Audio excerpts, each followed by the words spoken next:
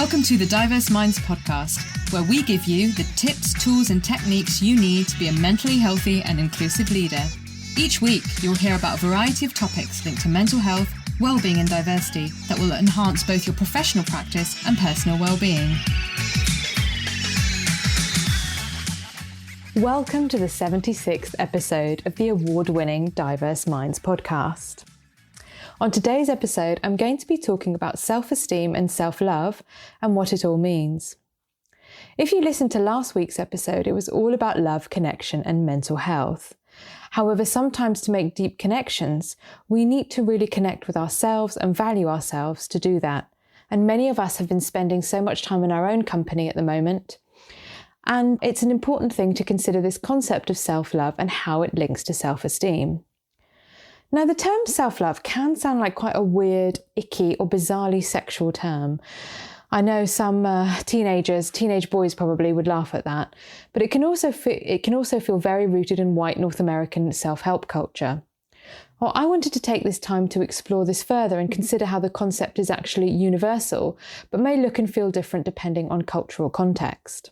Self-love, defined as love of self or regard of one's happiness and or well-being, means taking care of your own needs and not sacrificing your well-being in order to please others. Now, many of us from global majority diaspora backgrounds may struggle with this due to collective culture. Our culture tends to be very collective, and I'm talking very broad brushstroke here, and the way we are taught to support others first and care for others, which is really, really important and is absolutely right. But in order to look after others effectively, we also need to look after ourselves, which I think particularly for many women, particularly, if I talk about my own cultural context of South Asian backgrounds, that's not the case. Self-love is about putting yourself at the centre, but also to consider other people. It's a role that no one else can fill. So it might be fantastic to have a wonderful family and friends that support you, but ultimately, we have to have a connection with ourselves, and that even if other people are supporting you, it will be quite difficult to succeed if you don't believe in yourself. Anushka Bose writes for TEDx Mile High, and I've included this link in the show notes, but this really resonated with me from the article, that there's a strong relationship between well-being and self-compassion. People who have high levels of self-compassion seem to present with less depression, anxiety, and a host of other negative emotions. Extending compassion to yourself is not vastly different than being compassionate to others. Think about a time when you showed a friend compassion. The process entails you acknowledging their pain and then finding ways to respond to their pain, usually through understanding, warmth and comfort. But we don't often do that for ourselves, do we, really? So what about self-esteem? Why am I talking about these things in conjunction? Well, in psychology, the term self-esteem is used to describe a person's overall sense of self-worth or personal value. In other words, how much you appreciate and like yourself. It involves a variety of beliefs about yourselves, and some of you might know these as self-schemas too, such as the appraisal of your own appearance, beliefs, emotions, and behaviours.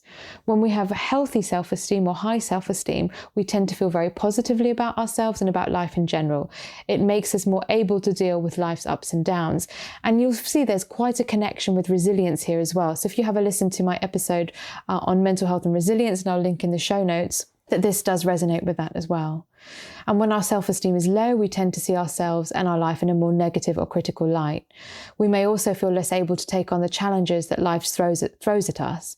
And many things shape our self-esteem: how we grew up, what we were told when we were growing up, positive or negative or neutral, bullying, racism, macroaggressions, microaggressions, being loved and adored, being left out, etc. If our self-esteem is high, we are more likely to feel that we deserve our own time and to look after ourselves. Self-esteem can also come from being proud of what you do in one aspect of your life, and it might relate to just one piece of you. Self-love is more about an overall self-acceptance of who you are as a person in your entirety, the positive, the difficult bits, the challenging bits, the bits that you might like to change, with any perceived flaws. That this creates an inner desire to take good care of yourself, your well-being, and focus on what brings you joy. So I hope that's quite clears things up or gives some context around that. And just me talking about it's made me realise there really is a link to resilience. So I think if we can build our resilient muscles, that links into self-esteem and the way in which we spend our time on ourselves, aka self-love. And if our resilience is low, we can feel our self-esteem dips down. And it's also very difficult to ring fence time for ourselves because we feel that we might not deserve that, or we feel low, or we focus on the thing that we're good at the detriment of other things. If you like the tips and things that I'm sharing, why not join up to my mailing list? It's sent out twice a month, packed full of ideas, tools and techniques that might be of interest to you. And I've included that link in the show notes. You can also just log on to my website, diverseminds.co.uk. And if you want to subscribe there, there's a couple of opportunities for you to do that.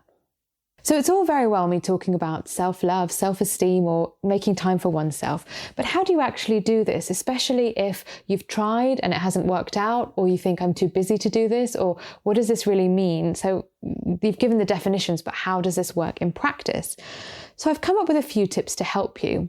I think the first one is acknowledging how you feel on a day-to-day basis, on an hour-to-hour basis, not necessarily trying to solve it or change it, but just realizing what those emotions are that you're feeling, potentially what's triggered it, and maybe sitting with it, maybe changing it, maybe deciding what's going to help you. So that again links to mood and emotions.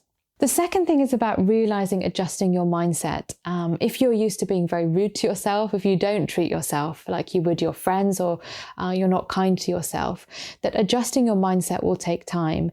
Switching or tuning down those critical voices and phrasing things in a different way. So I forgot that, I forgot my list, I'm such an idiot. Maybe saying, I forgot my list, but I often know what I buy in the supermarket, so I'm pretty sure I can remember most of it. And I've got a piece of paper and a pen, or I'm going to jot down some notes on my phone. Might sound very, very trivial, but it's minimizing those chastising statements that we might say to ourselves. So talking to and about yourself with kindness like you would a close friend. When you feel angry with yourself, think about if a friend did that, or someone that you really cared about, and they were really nasty to themselves, how would you encourage them to think differently? Not using should, but inviting yourself and using could, or maybe, or I might be able to, or I'm open to, because should puts a lot of pressure on yourself, and it makes you think about things in a certain way. So what you could you be open to, and what could you do differently? And trusting yourself and your gut. So your intuition is super powerful. And two phrases that I find really useful. And if you had a listen to episode 73, where I did a book review of Everything is Figure-Outable by Marie Forleo, one of the phrases indeed is everything is figure-outable.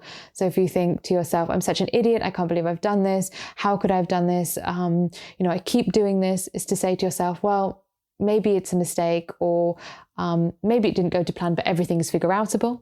And another phrase, if you've read it from the old classic, Feel the Fear and Do It Anyway, is Susan Jeffers talks about this phrase, I'll handle it.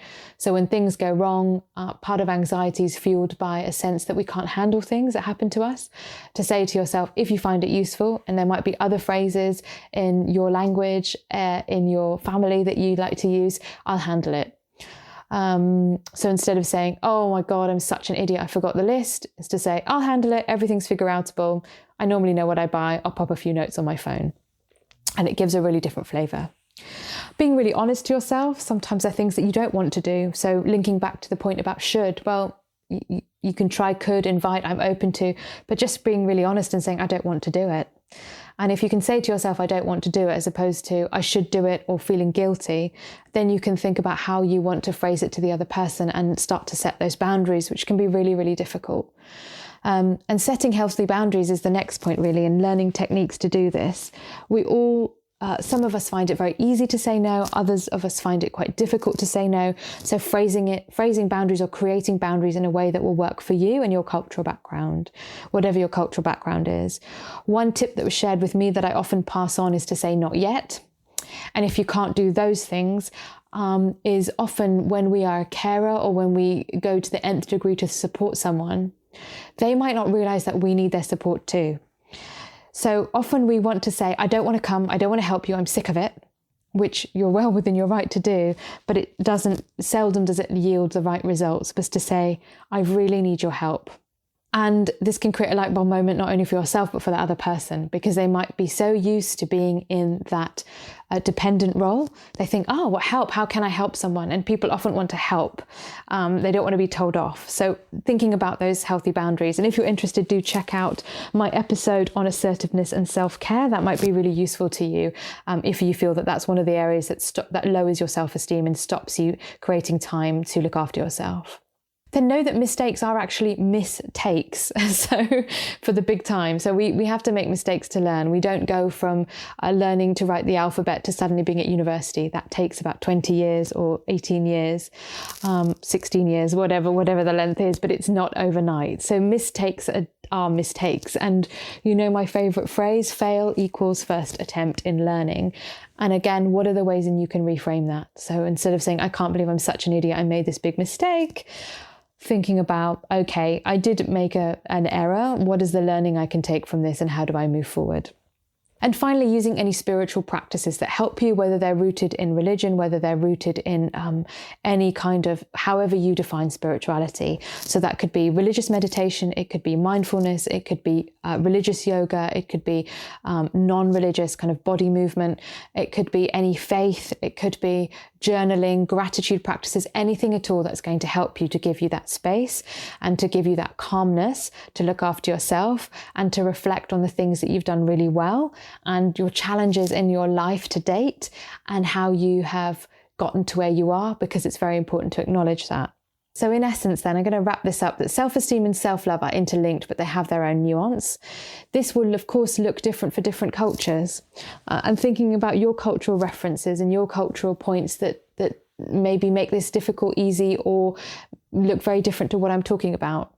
We all have ways in which we value ourselves and take time for ourselves. So why not talk about this with your friends or family members or people that you trust? It's one step at a time to build positive habits and putting in those systems to help you build those positive habits. And to consider ways to integrate self-love or loving yourself, or whichever phrase works for you, and how that will elevate your self-esteem and then how that links to resilience. So I really hope that you found this useful, and I've also included some links in the show notes. So an article entitled Self-Love for Beginners, another article entitled 5 Simple Ways to Practice Self-Love. Many of you might know of Esther Perel. She's a psychologist. She's written a really great article about the myth of self-love, and she talks more about self-determination. I mentioned the TEDx Mile High article by Anushka Bose entitled What is Self-Love, and she builds on Esther Perel's article, and you might find that really useful. This might also get you thinking about creating time for yourself, and you might like to talk about coaching. So please check out the kind of coaching I do, whether it's right for you. It might not be, but there are lots of other coaches out there that might be right for you. So have a look at the podcast episode, Why You Need a Coach and Don't Wait Till January. And also don't forget to sign up to my newsletter if you think that would be useful.